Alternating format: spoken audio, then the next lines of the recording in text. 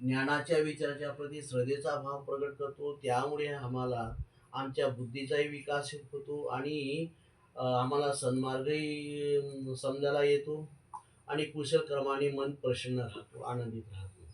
म्हणून हे सर्व कुशल कर्म बुद्ध धम्माचं शासन आधारलेलं आहे. म्हणून आपण या बुद्ध धम्माच्या विचाराला प्रचार प्रसार करणाऱ्या तथागताच्या श्रावक संघाला आपण आमंत्रित निमंत्रित करतो आणि त्यांना दान दक्षिणा देत असतो. मग ते दान भोजनाचं असो, औषधीचं असो, जे काही आपल्याला देता येतो ते आपण आपल्या सेवाभावाच्या त्यागाच्या आधारावर आपण दान देत असतो आणि दिल्यामुळेच आपल्याला मिळतो. आपण देत नाही तर आपल्याला मिळत नाही, मिळतो बी तर आपल्याला समाधान वाटत नाही. म्हणून हे सर्व बुद्धाचं जे शासन जे आहे हे सर्व मनाला मोकळं करणारं, स्वतंत्र करणारं आणि ज्ञानाच्या विज्ञानवादी विचाराने स्वाभिमानाचं जीवन जगणारं म्हणजे धम्म आहे.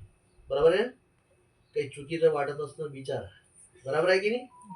म्हणून आम्ही स्वाभिमान, जर आम्ही हेच पूजा सोडून मंदिरामध्ये बाबासाहेबांनी धम्मक्रांती केली नसती, समताचा विचार दिला नसता, नाही समानताचा अधिकार दिला नसता, बुद्ध शासनाचा विचार आम्हाला जोडलं नसतं आणि आम्ही पूजा भक्ती आराधना केलो असतो तर मंदिराच्या बाहेर आम्हाला जावं लागलं असतं, नाही. परंतु आम्ही बाबासाहेबांच्या धम्मक्रांतीमुळे आज आम्ही त्रिरत्नाला शरण जातो, ज्या त्रिरत्नाला मानणारे साऱ्या जगात लोक आहेत. ठीक आहे? बुद्धाच्या त्रिरत्नाला शरण जाणारे, बुद्ध धम्माला मानणारे साऱ्या जगात लोक आहेत. बुद्धाच्या धम्माला मानणारे सर्वप्रथम जे कोणी असेल ते 5 ब्राह्मण आहे, नाही. सर्वात प्रथम 5 ब्राह्मणांनी बुद्धाच्या धम्माची दीक्षा घेतली आणि त्यांच्या माध्यमाने बुद्ध शासनाची वाटचाल झाली.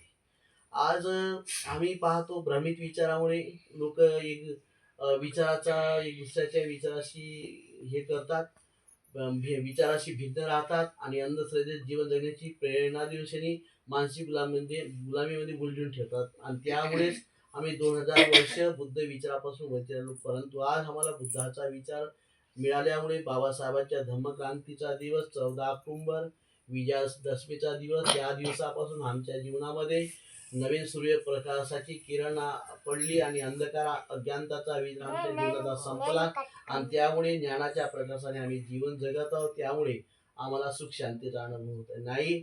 आमचे पूर्वज कितीतरी भावभक्ती पूजा आराधना करत होते, परंतु स्वतंत्र त्यांना जीवन जगता येत नव्हतं आणि स्वतंत्र पूजा वंदनही करता येत नव्हतं आणि पूजा वंदनेला बाबासाहेबांनी प्रथम प्राधान्य दिलंच नाही. जर बाबासाहेबांनी पूजा वंदना भक्ती आराधना याने महत्त्व दिलं असतं तर बाबासाहेब मंदिरामध्ये पूजा झाली तर आम्ही मंदिराच्या गावाबाहेर आमची जीवन व्यवस्था राहिली, नाही काय. पण बाबासाहेबांनी असं की आपण पूजा कोणाची करतो तर गुणाची, नाही काय. गुण जे बाबासाहेबांच्या बुद्धाच्या गुणाची, आमचं जीवन त्या गुणा. बाबासाहेबांनी ज्योतिबा फुलेले पाहिलंच नाही तरी विचाराला गुरु मांडलं, बुद्धाला पाहिलंच नाही तरी गुरु मांडलं, संत कबीराला बाबासाहेबांनी पाहिलंच नाही तरी विचाराला गुरु मांडलं. आम्ही बुद्धाला नाही पाहिलं, बाबासाहेबांनी नाही पाहिलं, नाही काय. आणि कोण्या महापुरुषाने म्हणजे आम्ही तसं क्रांती करणार तरी आम्ही त्यांच्या विचाराला शरण जातो, त्यांच्या विचाराचा आदर करतो, म्हणून आम्हाला सुख समाधान शांती वाटते. तर हे आमच्या घरामध्ये पूजा वंदनेमध्ये जे बुद्धाचे प्रतिरूप आम्ही स्थापित करतो तर हे आमच्या अंतर्मनाचा भाव श्रद्धा व्यक्त करण्यासाठी, पूजा वंदना करण्यासाठी, जेणेकरून आमच्या दैनिक दिनचर्याची सुरुवात चांगली व्हावं. ठीक आहे. आपल्या दैनिक दिनचर्यामध्ये कोणत्याही कामाधंद्याची सुख शांतीचं आमचं जीवन व्यतीत व्हावं, आमच्या घरामध्ये शांतताचं वातावरण निर्माण व्हावं, यासाठी आम्ही त्रिरत्नाला वंदन करण्यासाठी, नतमस्तक होण्यासाठी, आमच्या अज्ञानताच्या विचाराचा त्याग करण्यासाठी आमच्या घरामध्ये बुद्धाच्या प्रतिरूपाची स्थापना करतो. शोकेसाठी करतो आपण, बुद्धाला दाखवासाठी. आंतरिक पूजा भाव आहे ना आपल्यासाठी, आपली पूजा आंतरिक श्रद्धाभाव व्यक्त जे करतो ते दुसऱ्यासाठी काय, आपल्यासाठी. आपण जे जीवन जगतो चांगलं ते आपल्यासाठी, ठीक आहे. आणि चांगलं जीवन जगण्याचा मार्ग म्हणजे बुद्धाचा धम्म, ठीक आहे. आणि म्हणून